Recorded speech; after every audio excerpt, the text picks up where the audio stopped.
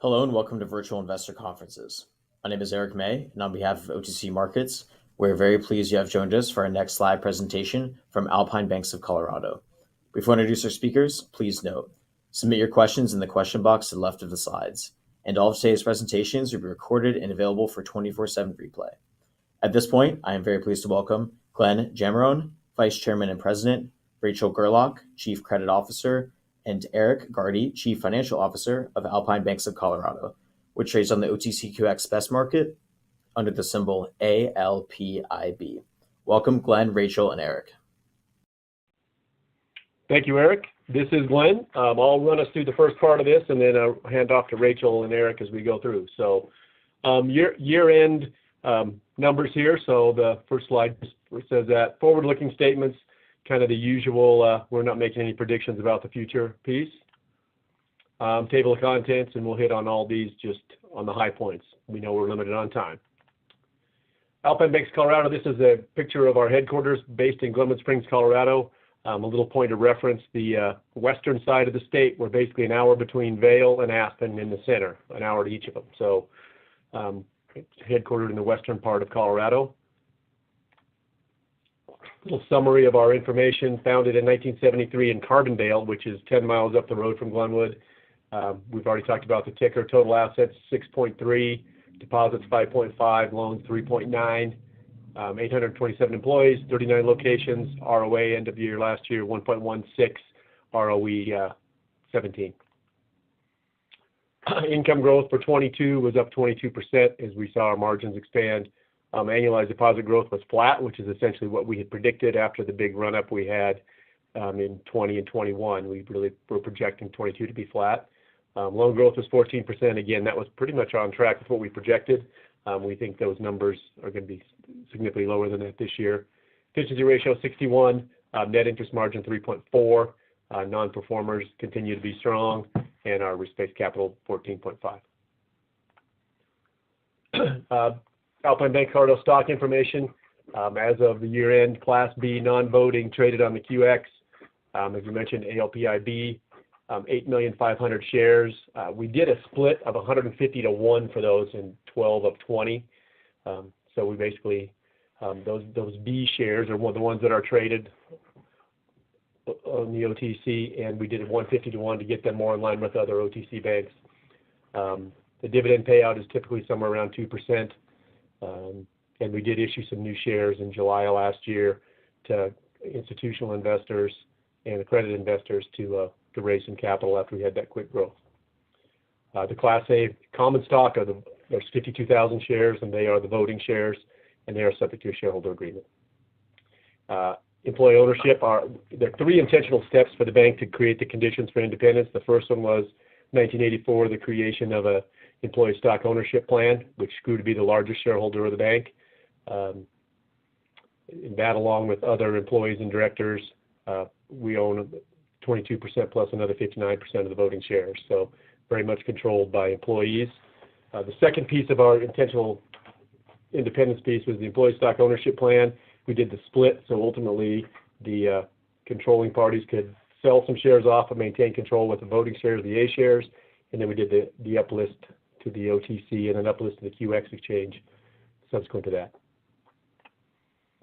Mission, vision, values, preferred financial service provider for businesses and individuals in Colorado. Mission to help folks achieve their dreams. And our values, independence, we talked about that. Our goal is to remain independent. Community, we'll talk a little bit more about that. Compassion, integrity, and loyalty. Those are all things that are easy to say, but I think you can look at some of the things I'll point out later, and you can see that we feel like we're doing pretty well in those areas. Executive leadership team. This time with the bank, our founder, Bob Young, is still our chairman, does our securities portfolio for us. He's been at the bank just right at 50 years. We celebrate our 50th anniversary January 23rd of this year. I just my 38th anniversary on Saturday of this week. So Glenn Davis, Development Officer, 34. Eric, who's on the call, 33 years. Jay is our Chief Retail Officer, 28. Andrew, Chief Operations, 26. And Rachel's our newest senior member, and she's only been with us 25 years. So we got a lot of time with Alpine. we really view the bank as a development organization. I think you'll see a lot of our people have been around a long time. We have a pretty strong officer trainee program. Typically, a third of our employees, 25% come through the officer trainee program. Another 25% kind of work their way into leadership, and about a third of our folks just have kind of come from another institution. So, board of directors, long-term here again, some of our senior leadership as well as some other folks on the team. We have Bob, his daughter's on the board, as well as Allison Bolbrack Winfield just joined our board. Her father, Bill, was the other large investor that started the bank with Bob in 1973. The branch network, a little bit to point out here. The 4 dots on the right-hand side are the newest locations for us, and that represents our expansion to the metropolitan Front Range area of Colorado. So that would be Denver, Fort Collins, Boulder, and Colorado Springs. We have 3 in Denver. All the rest are our historic footprint. Prior to 2014, we were all in the western half of the state. Notable to note that we grew to be the second largest bank in the state of domiciled in the state of Colorado, where 10% of the population lives on the western side. Those new locations between Fort Collins and Colorado Springs along I-25 represent 85% of the population of the state. So we feel like we've got a long runway to go and really good growth opportunities there. Community involvement. One of the things we think we do well is exactly that. We have a loyalty debit card program. Every time you use your debit card, it puts 10 cents into a fund. Last year we did 2.1. This year we think we'll do 2.5. Our goal for our 50th anniversary is to match that 2.5 and give away $5 million in our communities. Typically, year in and year out, we are the second or third largest philanthropic organization of any type in the state of Colorado. Xcel Energy usually leads the way, and we're usually right behind them next, or the position after that. Environmental initiatives. One of our loyalty cards is called the Green Team card, essentially the environmental card. We're the only North American organization with an ISO 14001 certification for environmental management. We've had that since 2006. That really came from a grassroots effort of our Green Team folks. Focus on customer service. We have a program we call CARE, Connect, Ask, Recommend, and Exceed, and that's something we just basically try to reinforce with all of our employees. I think the real test to that is our Net Promoter Score. The industry average is 34. USAA usually is in the 60s somewhere. They say they're the best in the industry. Ours was 74 in 2022. So we really feel like that's a differentiator for us, and that our greatest source of business is our customers, and they're the ones that send folks to us. Some pictures of our employee volunteers in action. Some things that we do around communities. And we talked about how we're the second or third largest philanthropic organization of any type in the state, but I think the dollar amounts pale in comparison to the time that our folks put in. We give everybody 3 paid days off to volunteer for whatever organization they feel most connected with, and we really encourage them all to use that. And then some key differentiators we'll talk about as we get there, and I'll turn it over to Rachel for the next segment. Thanks, Glenn. Good day, everyone. As Glenn mentioned, I'll be going through this next section of key differentiators, and here's kind of a list of the items I'll be going through. So we'll move right on to the next slide. First, to talk about our core deposit base. As you can see, we have diversification across different types of accounts. We really have a history and a tradition in being well below our peers in our cost of funds. And the reason is people don't bank with us because of our rates. They bank with us because they have a relationship with us and with their Alpine banker. I think you also can look and see that we've had very consistent growth in our deposit accounts, and growth about 2,000 new accounts per month, and that's about net of about 1,000 accounts per month. I think Eric has some more details he wants to add in here, so Eric, I'll turn it over to you. Thanks. I just wanted to add one of the hot topics of the day. It seems to be percent of deposits are uninsured. As of December 31st, 42% of our deposits showed as uninsured, but that also includes a large percentage of public deposits from cities and counties and school districts. Although uninsured, they are covered by the state's Public Deposit Protection Act through collateralization. If you subtract that out, that brings that number down to 35% of deposits that are either uninsured or uncollateralized. I just wanted to add that for become a hot topic lately. So that's all I had, Rachel. Thanks, Eric. We'll move on to the Colorado deposit market share. This is some information that comes from an FDIC report, and you can see we're number 7 in the state. Just one note is Alpine Bank is the second largest bank domiciled in Colorado, so that's just of note. Diversified loan portfolio. Really, I could go through and I'll give you some numbers here. If you look at, we really have a concentration in 1 to 4 family. We have about a $1 billion residential mortgage portfolio, and then about $442 million in HELOCs, and then about $76 million in HELOans. So it comes to about a total of $1.5 billion roughly in loans secured by homes. We also have, about $100 million in multifamily, about $32 million in consumer loans, $219 in C&I, and then our second largest bucket is $656 million in commercial real estate. I think what you really see as we go to the next slide is how we've diversified these buckets. Let me move over. So first we'll just start with commercial real estate.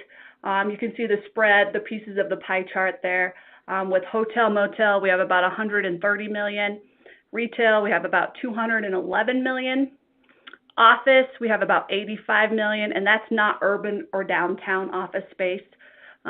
Industrial warehouse, we have about $75 million. Healthcare, $8 million, and roughly $150 million in other, which would include mobile home parks, storage units, a vast array of different other things that end up in the other bucket. We talked a little bit about 1 to 4 family already, but then I just highlight our construction and land development bucket. If you look at spec construction, we have about $152 million in that bucket. Speculative land is about $22 million.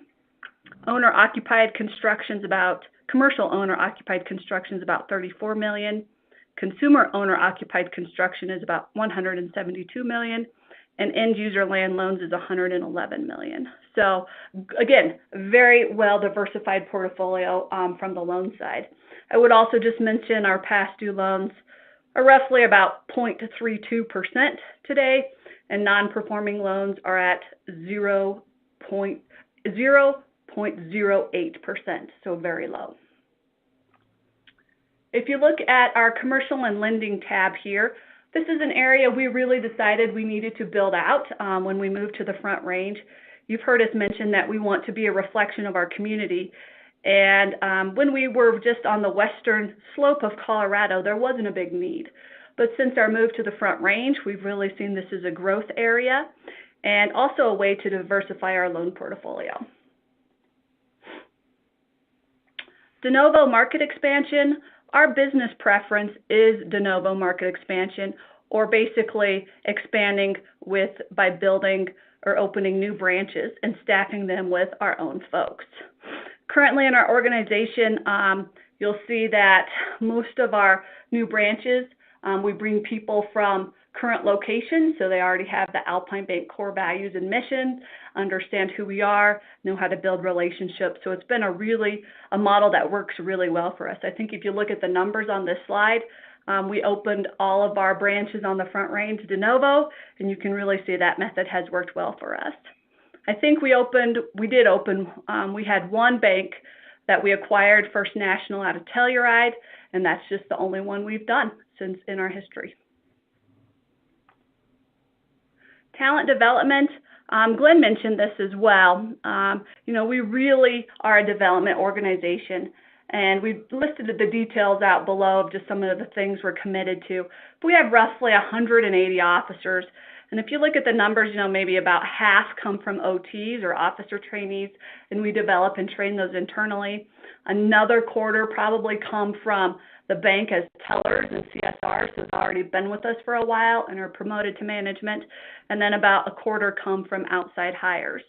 I think you can also see our further commitment to development is we recently instituted a Chief Development Officer position, just so we have a greater focus and attention on our people. Moving on to operational efficiency. I would say our business model probably doesn't emphasize efficiency because of our relationship model. We require branches and people to staff those branches and retaining those people as well, which can be more expensive. Just an anecdotal story, we found a 20-year-old board report, and I think at $900 million, we had roughly 400 employees. And, at just over $6 billion, we have about 820 employees today. And then non-interest income, given the low interest rate environment of the many past years, not today, but in the past, it become a really important focus for us and really plays an important role. We have our wealth management team. You can see the details on the slide about how many employees we have and the revenue generated. We have a mortgage division. And again, the details are in the slide, but I'd say you can see the income is down significantly between 21 and 22, and that's really because of the higher interest rates have cut down on the mortgage business significantly. And our largest non-interest income is our interchange fee, which is off of our debit cards. We have over 180,000 debit cards out there, and this has become a really strong source of income for the bank. With that, I'll turn it over to Eric. Thanks, Rachel. I'll spend a few more minutes on some numbers before we get to the Q&A section. But shareholder returns over the last 6-year period, earnings per share last year were $4.64 per B share. Over that 2018 to 22 period, that was a 17% cumulative average growth rate. And then dividends per share, we did step those back in 2020 with COVID. We are building those back up, and we did increase our dividend from 18 cents per share to 20 cents per share in January, which we would, and that gave us a little over 2% dividend yield.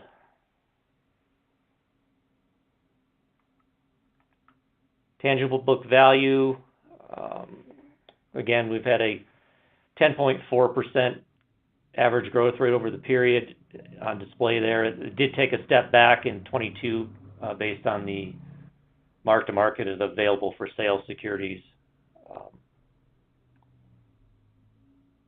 And then, of course, the lower chart showing a little more detail on the average growth rate on tangible book value per share.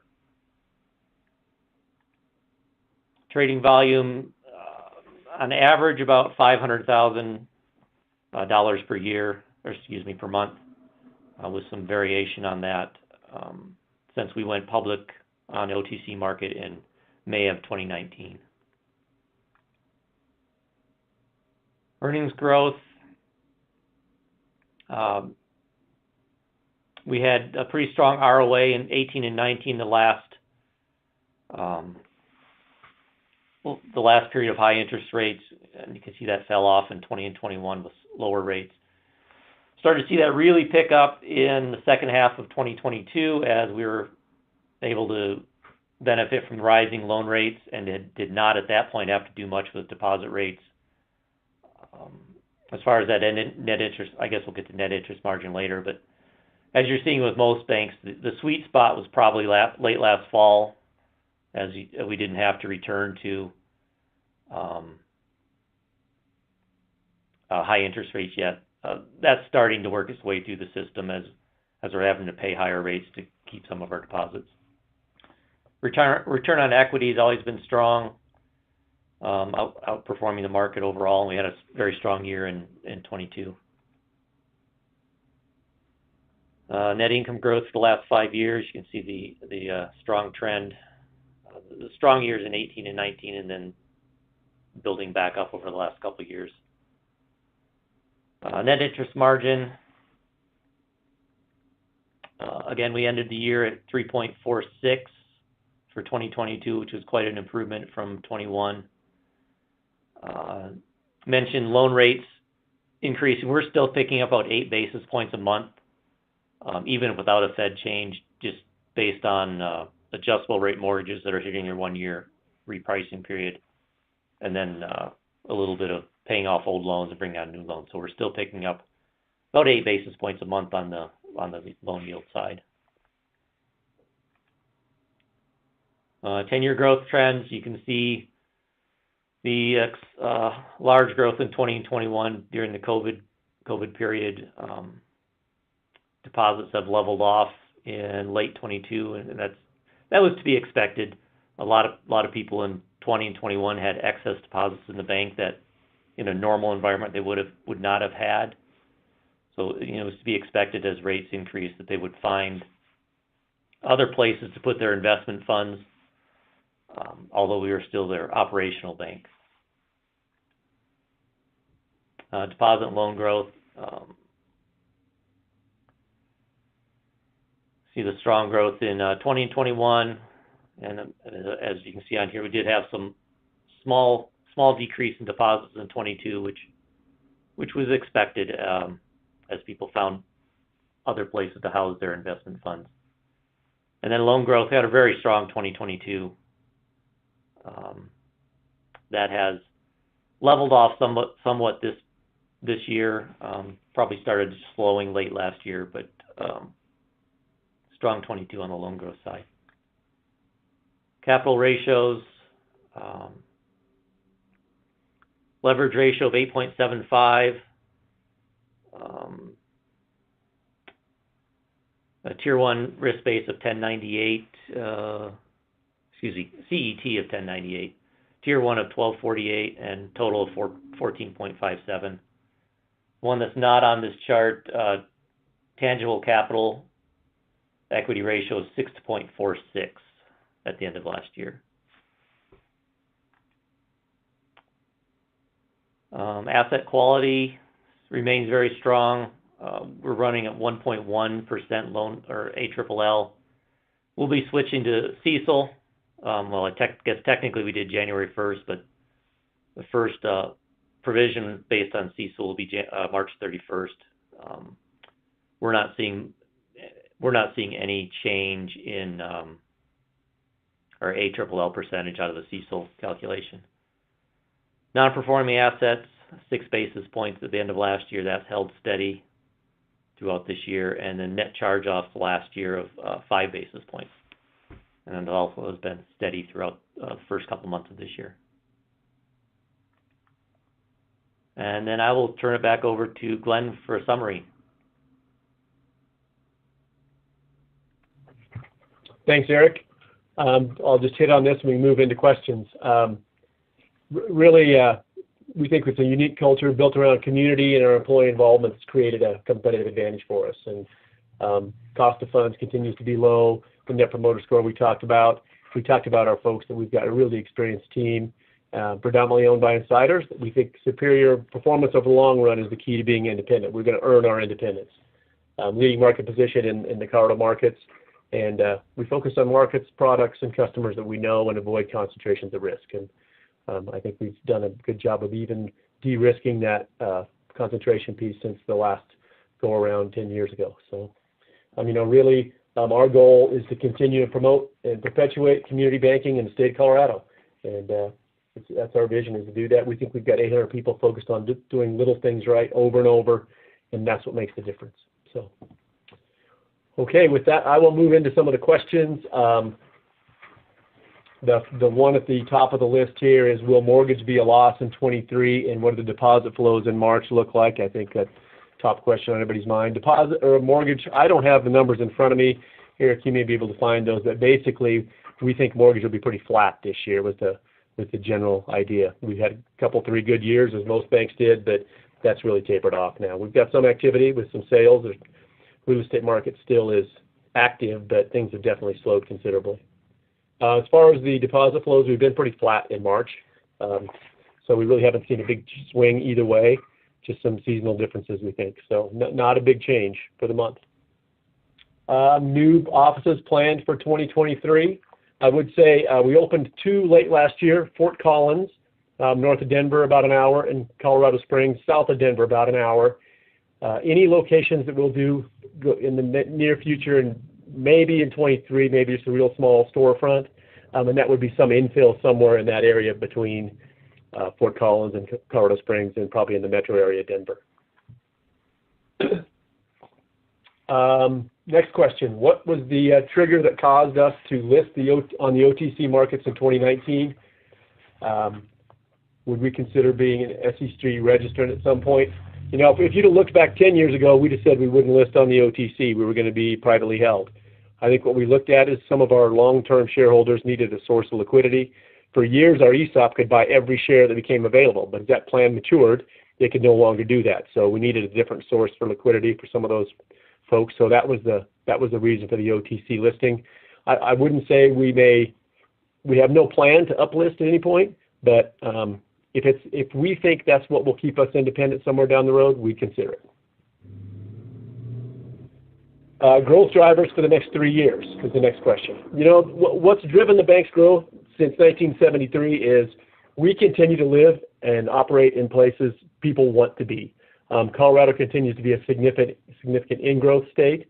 And it's really interesting to me, a lot of the folks that move here, they want to identify with Colorado companies. I think we've really seen a good bump because of that. So our western slope, basically our long-term locations, I think we're going to continue to see market growth. But the Front Range, where we basically have just scratched the surface on the markets there, and the community banks there have gone away over the last few years. We've lost a half a dozen of good-sized community banks. So we really think we're positioned to pick up the kind of customers that fit our profile with a long-term relationship model. The next question is rates have ticked up. We've seen some relief on the margin, which all banks have. What are the downsides for that? I think Eric mentioned this a little bit. And really the question there was, you know, we kind of hit the sweet spot probably late last year, but as rates have continued to go up, we're seeing more pressure on the deposit side where we were able to expand margin much quicker before. So I think now we're going to see that margin expansion slow with the need to raise deposit rates.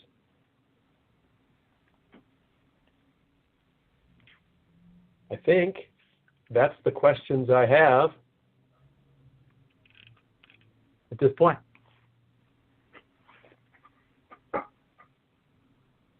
Thank you all for making time for us. Our contact information is up, my direct number as well as Eric's here at the headquarters, and we welcome any calls or comments. And I know I've seen some questions from some